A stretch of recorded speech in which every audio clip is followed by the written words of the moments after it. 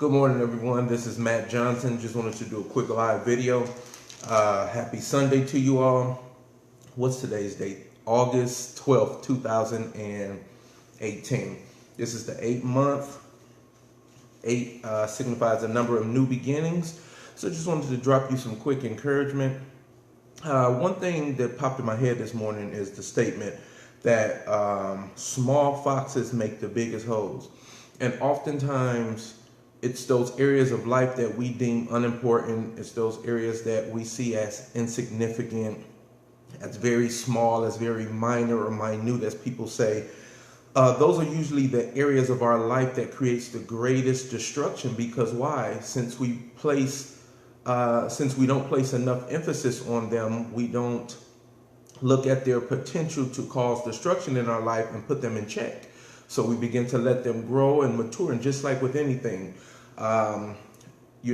most things should grow and mature with time. But that's one thing our issues do. Just say you don't catch something in your 20s. Once you hit your 30s, it has matured with you if you haven't dealt with it. And remember, one of the things I mentioned about 6 months ago was that no matter how much time goes by, time does not solve anything. Time does not solve any issues.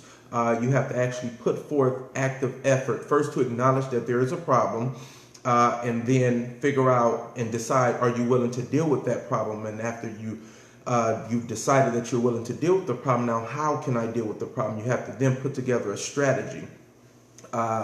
So one of the things, like I was saying, is we let so much time go by and we don't correct those small areas of our life, and it begins to wreak havoc in our mental, our emotional areas of life, and our spiritual areas of life. And then once you don't correct certain things that are what I call triggers, letting you know, hey, warning lights, something is going on. If you don't correct those things in enough time, they even begin to wear and tear on your physical being. In my book, it's called Detox, Becoming the Best Version of You. This is a book I released back in June. One of the things I mentioned in here is I talk about the dangers of internalizing stress. And internalizing stress just simply means you're not releasing it. You're holding all this stuff in. You're suppressing, and you're living in denial. You're minimizing the significance of what it is that you're really dealing with. One of the dangers is, you can create heart problems. You can create gastrointestinal problems. You can create anxiety disorders, various levels of depression. There's so many things. What other? I know I've named some good things. Your immune system. That's another thing. Stress. When you don't deal with stress and it hides in, you're internalizing everything. It breaks your physical body down by. Because when your immune system senses that stress hormones are present, it starts in an active fighting stage. So it starts looking for something to fight. So if your hormones, your immune system doesn't have anything to fight, that's why stress is really a false trigger. Something could have made you upset. Something could have made you, broke your heart, made you nervous, whatever the case may be. Once you don't outlet that or communicate that or journal that, it's still a form of suppressing and internalizing. So it begins to tell your immune system, it's like the boy who cried wolf. So now what's going to happen is, over time, when you continue to internalize and you continue to suppress things and keep things in, it's telling your immune system like, hey, something is going on. But then your immune system is going to stop working, because it's looking at, let's act like it was a person. It'll start saying, hey, you told me something was wrong before, but I couldn't find anything to fight against. So now it's going to automatically stop working. And that's not a good thing. Pulmonary, you can cause lung problems. That's one of the things. You'll need to get this book. Go on Amazon.com. You can get it in ebook form or paperback form. Pulmonary problem, breathing problems. Like I said, you can cause yourself anxiety, all type of anxiety disorders. Cognitive function, the way your brain functions, your ability to reason and think and process, all of that stuff is at risk when you internalize stress. But back to my main point. How do you get to the bottom of those little foxes? Well, first, no one can really help you do that because outside of God, the only other person that knows you better than you is you. So let me repeat that one more time. No one can really help you deal with your issues, your pain, your sorrow, those little foxes that are hiding, that you've been suppressing, living in denial with. No one can really help you come equipped with those. That's something that you have to search within yourself and find out what they are. Because again, outside of God, nobody knows you like you do. Never mind this coffee cup as well. It says, give me more coffee, I'm pretty, and tell me I'm pretty. So one thing you have to do, that's where self-discipline comes in, self-control. You have to sit yourself down. We live in a world full of always on the go people. Everything needs to be quick. I need to go here, I need to go there. Most people don't sit down and take time enough to become student of themselves. Most people don't sit down and take enough time to monitor themselves, to find out what their triggers really are, to find out truly what their weaknesses are, what their strengths are, what provokes them. Most people don't take the time out to do all of that. And it ultimately causes failure in your own life. People can help you by mentioning certain things, but if the person themselves never see that there's a problem, nothing anyone else says really matters. Because I can be telling you all day, hey, I see you having a problem with this. I see you going through this. I see you dealing with this. This is how you're acting. This is how your behavior is coming across. This is how your personality is affecting people. This is what you're doing. But unless you see in yourself that there's an issue, you're not going to be able to do anything about it. Why? Because you're not seeing the issue. As I mentioned, any type of AA or any rehabilitation center or program, it circles around first admitting and acknowledging that there's first a problem. So what I'm trying to encourage you to do today is, even as you all get prepared to go into worship, to go to church, to fellowship, and to praise and worship, singing, giving your tithes and your offering, all that stuff you're going to be doing, hanging out with family and friends, all that stuff is good. But I want to challenge you to do something.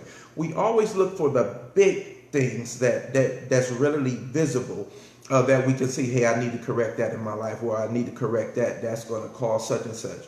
But as I mentioned at the beginning, what about those little foxes, those insignificant things that we don't place enough emphasis on, that's going to actually cause more destruction than those big things? That's something, again, that only we can do in our personal time of meditation and prayer. So I would just want to challenge you today. What are those little foxes that you have? What are those insignificant situations, as you call them, that have been with you for a while, but you still been you've been suppressing them, or you've been minimizing their significance and their impact in your life? And even Jesus said, a little leaven leavens the whole lump. And as our grandmothers would say, one bad apple spoils the whole bunch. It could be that one area of your life that goes and to just totally destroy you. But it doesn't have to be like that. You have to bring light to what is going on. But the only way to do that is sit still long enough to be able to meditate and to brainstorm and to find out what's really going on. Nobody can help you do that. That's something that you have to take ownership for. We can encourage you. We can admonish you, give you the tools and certain practices to do. But ultimately, this effort is going to come from within. So no matter what you go to do today, just take some time out to figure out, what are those little foxes that has the potential to break my life down incrementally? And what Jesus told Peter? He said, I pray for you that your faith don't fail you, because the devil's trying to sift you like wheat. Now, sifting means to destroy incrementally, like little by little.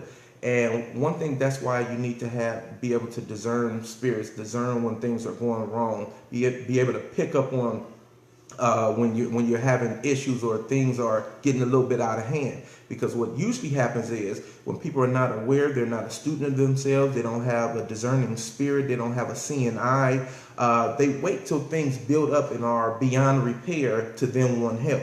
That's the wrong time to do that. There is a such thing as getting to things too late in your life.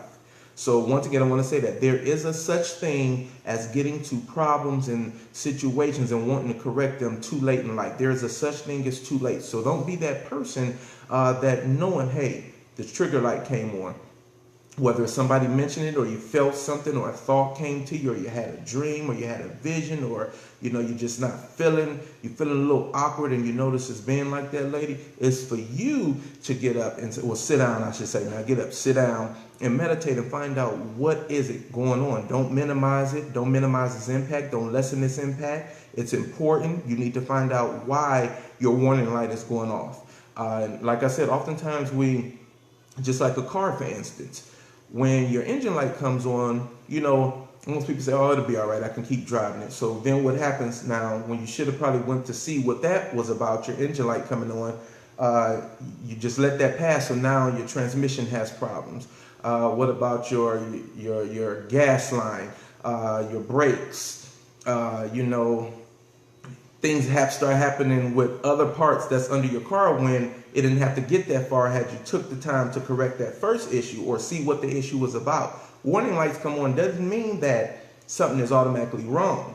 It just means you need to check it out to make sure to find out if it is or isn't, because sometimes it's nothing wrong, but you'll take it to the car shop, the engine light is on, he say, hey, nothing is wrong right now, but if you don't do A, B, C, or D, then something will become wrong, and then it'll cause trigger effects. So that's the same thing for your life. When you find out that thing that pressed your button, those triggers, that invoke certain responses and reactions that you don't like, you need to go check that out, because if you don't check it out, then what's going to happen is going to cause trigger effects and cause much worse things. Then it can begin to destroy your friendships, your marriages, the relationships with your family. It can begin to destroy you at work, because once again, you've allowed so much time to pass and you didn't pay attention to that first warning light. So now multiple things are happening, and now you want help, but certain things are beyond repair once you let it get to a certain point, unfortunately. Don't let nobody tell you different. So I look at it like this, like once you see those trigger lights come on, begin to check things in a timely manner. As I mentioned earlier in the video, don't matter how much time has passed, if you don't deal with, acknowledge, and all that stuff, your issues and what it is that you're going through, making sense of your feelings and your emotions and your mental status, if you don't handle any of that in a timely manner, 20, 30 years can pass. The issues are still there. The problems are still there. All right? So I just wanted to let you know, you need to grab you a copy of this book. One of the things, and I want to just read something out of the book real quick. It says, this book is dedicated to everyone who's currently or planning to take a powerful step towards reclaiming control of their mental, emotional, and spiritual health. Oftentimes, the troubles of life place a never-ending wear and tear on our inner being. The bigger problem lies in the fact that many people choose to internalize rather than cultivating healthy coping mechanisms and effective release methods for this stress. It is my prayer and hope that this book equips people with simple tools and principles, but more importantly, challenges them to become the best version of themselves. 2 Kings 5:10-11. And Elisha sent a messenger to him saying, go wash in the Jordan 7 times and your flesh shall be restored and you shall be clean. But Naaman was angry and went away saying, behold, I thought he would surely come out to me and stand and call upon the name of the Lord his God and wave his hand over the place and cure the leper. And then I go on to say, many people often look for help in long, drawn out, or through illustrious methods. However, the most effective help usually comes in those simple ways, which forces people to take an active role in their own breakthrough. That is precisely what this book seeks to accomplish, comprised of journaling exercises, memory scriptures, devotional challenges, and meditation points. You're sure to be set on a path of soul healing and wholeness. Deuteronomy 1:2. It is 11 days journey from Horeb by the way of Mount Seir to Kadesh Barnea. For the children of Israel, the 11-day journey to the promised land ended up taking 40 years due to complaining, lack of trust in God, and laziness on their part. Unfortunately, because of this, a whole generation died at the judgment of God. This book is symbolically set up according to this passage of scripture. It will serve you well as you journey towards your own personal land of Canaan. Sound mental, emotional, and spiritual health. Warning, Don't allow the same hindrances to destroy you as it did the children of Israel. And one of the things, I have in a book too is mental health stats. It's important to know about mental health stats because we're not just spiritual beings, so everything can't be cured with spiritual methods. God created us spirit, soul, and body, comprised of, like I said, our physical body, our spiritual being, our soul, which is our mind, our will, our emotions, our personalities, and so forth. We have all of those different parts that we need a plan of action for. So yes, you should pray. Yes, you should fellowship and read the Word of God, but there's other parts such as taking care of your physical health, exercising, watching what you eat, journaling. You need to have a release method when things bother you and trouble you. Sometimes you don't need to pray. Sometimes you just need to journal and meditate. Clear your mind. Watching the people you hang around. That's oftentimes a big cause of our baggage, and when we deal with people and connect with people that we're not supposed to be connected to, who may even share conflicting values and ethics and morals. All this type of stuff can create baggage when you don't check it and when you don't take the proper approach to it. So there's many different parts of us that we need to make sure that we're taking a more proactive approach in maintaining our well-being, watching what you hear, watching what you're listening to, the conversations you're entertaining, watching what you, guarding what you watch, movies, shows, videos, different things like that. You have to know your own proclivities, but unless you take enough time to learn yourself and to be intimate with yourself and learn your triggers, your habits, your weaknesses, your strengths, and things like that. If you don't become a student of yourself, then you're not going to be able to do that. But I just wanted to encourage you all, don't let the little foxes destroy and make the biggest holes in your life. Find out what those issues are that have a potential to destroy you and begin to combat them in a timely manner. Y'all have a great day. And once again, pull out your journal today, go to the store, a dollar store, wherever you want to get your journal from, and begin to write. I call it uncensored writing. If you're a beginner, start out with uncensored writing. Just write whatever comes to your mind, every ugly thought, every ugly desire, every feeling, every negative experience, whatever's causing you pain, whatever's causing you not to be in a mode of peace, I should say. Write that down, jot that stuff down. Journaling doesn't change the issues, but it'll help you how you look at it. So you know what they always say, if you can't change what you're looking at, change how you look at it. All right? Everyone have a wonderful day. We'll see you later.